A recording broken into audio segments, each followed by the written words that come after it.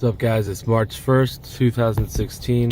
Papa was rolling stone. Anyways, it's about 7:23 a.m. I'm going to the gym, and then I'm going to a meeting with my supervisor, my manager, her manager, and HR. So we're gonna see what's going on there. My hair's a mess. Who cares? And we're gonna see what's happening. I'm gonna go in faith. I prayed about it. If I don't feel comfortable staying there, I won't stay there. I'll leave. I can find a job anywhere. It seems like a lot of people don't want me to leave the job. They're like, "Where are you gonna go work?" I'm like, "Well, I'm not incapable. I mean, I can do other things. I'm not only meant to work in a cage inside of a warehouse type of deal. You know what I mean? I mean, it's like, you doubting me? No, it's not like that. But all right. We'll see. Maybe I'll get a shot of my gym in there. Maybe I should ask permission first, huh? Maybe who cares about my gym? Wow, you can barely even see me. What's up, guys? I'm in the sauna. It sucks in here. It's like hot as hell. Heck. And I think I'm gonna pass out. I'm just kidding. But it's cool in here. Thought of the day. I don't have one. This is Roya. I just met her at Starbucks. Nice to meet you. Starbucks. Hey, everyone. Woo. Anyways, we're just having a little chat about what's going on in both of our lives. It's kind of crazy that we both met. So she's in the middle of getting a job. I feel like God's gonna bless her in whatever she's doing. She's a journalist. Failing journalist. No, she's a journalist, and she's gonna get it. Failing. And FFF. no, that's fine. See, what happened is they passed a law. It's getting hot out here. They passed a law that in college, if you don't pass your class more than one time, you can withdraw or take it off your transcript. So after failing twice, you can't take it again. And if you do, there's certain flaws and issues. So I failed mine twice. You know what? Still would like to do it. Still like to be an investigative journalist who's going to avoid yellow journalism and black press, because right now, if we reiterate quotes from one person to another, we're not really a journalist. We are a reiterator of other people's journalism that we're going to translate into our own with quotations. And my perspective, journalism is from old school. You really go out there and get real news in your community, in your city, in your state, in your country, and beyond. So it's challenging because journalism is really not what it is. It's like a group gathering, like sitting around and calling it SBY. And everyone is just talking gossip and trying to get everyone engaged by gossip and means of gossip. You know what's crazy? It seems like nowadays, like she said, it's all gossip and there's no real news, and there's only a few people like Roya that are willing to get out there in the nitty gritty and talk to people and really get what's really happening right now. Like, what's your biggest subject right now? Right now it's prostitution. Wow. Yeah, it's prostitution and drugs, prostitution, homelessness. That's what's really like impacting America, like in insurance billing. Those are my themes, and they're each separate. Yeah. They each have details, variations, and a lot of aspects of it varies according to state by state, and how law is handled, enforced, and how people are impacted by it, because people who choose to have these services impact majority. For instance, here's an example. There are people who solicit intimacy to males and females.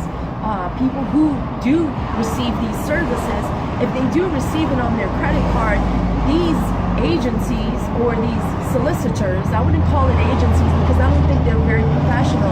In order for them to be professional, they would be like Europeans. They would get tested and be a part of the professional industry. They're not. They're kind of street solicitors who seem professional and clean looking, but we don't know what they harbor, if they have a gang, if they're going to go after you, if they're going to take your identity, if they're going to really neutralize your whole career by using you. Like, for instance, I had a discussion with a couple of people, and they were from the military, and they got involved in relationships where they were hit and neutralized in all aspects of being, career, and seeing, because they relied on their trustworthiness for them to keep the information sacred, and they didn't. Their information is scattered now that was breached, that only could be handled by those who are appointed official. So going back into the prostitution aspect of it, so when they order intimacy, they could write it off on taxes. They're saying, well, you know, if you get services twice a month or 4 times a year, you can get it written off on your taxes, and they have their own tax crews that hit. What do they write it off as? They would write it off as like stress releaser. They have special terms that actually, like for instance, if you're a teacher and you're doing field work, you can get sunscreen written off. High-end sunscreen, and it's acceptable because you're a field representative, you're in the yard all day, you're in the sun. Okay. Or let's just say you're doing construction work all day. A construction worker can claim sunscreen. Oh, okay. There's a lot of perks that taxpayers can get if they really get involved with IRS and with themselves intimately and then claim it. Like, you know, some people who drink coffee, some people can drink their coffee and claim it. Somehow there is a way to do it without taking and cheating the whole aspect, like petty cash for your business, getting like candy dish of petty cash or cookies or water bottles for your businesses.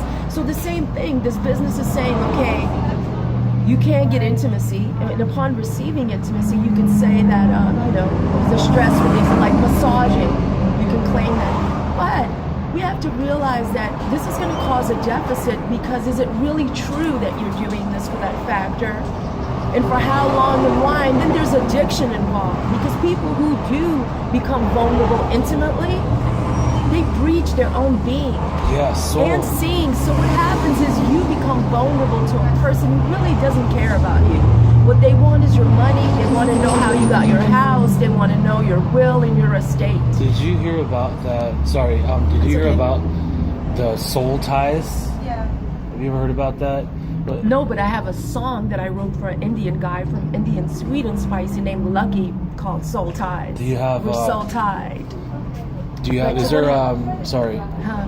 Do you have a link to that? You can say it. No, I need to go to a studio, so plug him in. Let him know if there's anybody that wants to do a little trance and trance hip hop, maybe fusion version. Sick. Yeah, I do music too. Do you? Yeah, well, let's get together. Yeah, for sure. Woo! That's awesome. Wow, what a trip, guys.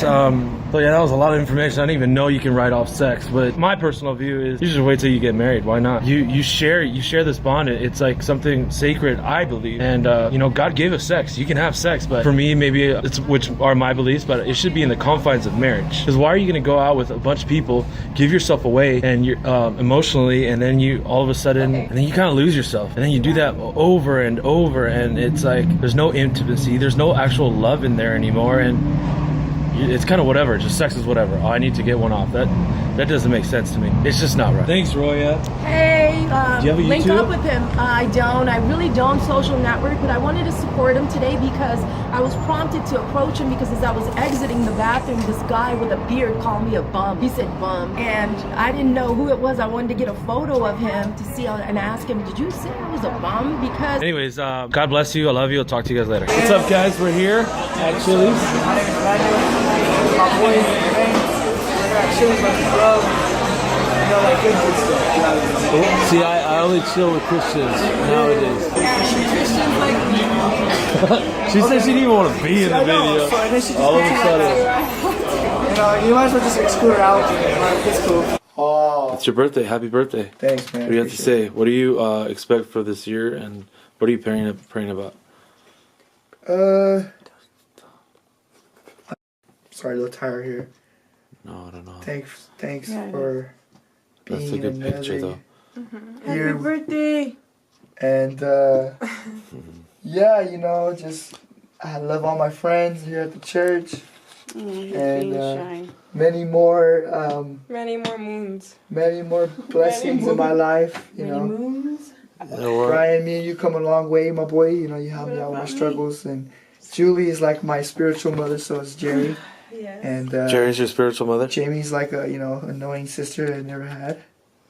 But, you know. You're blessed to have her. I'm blessed to have her. Rafa too, Alana and Gabriel, you know, you guys are family.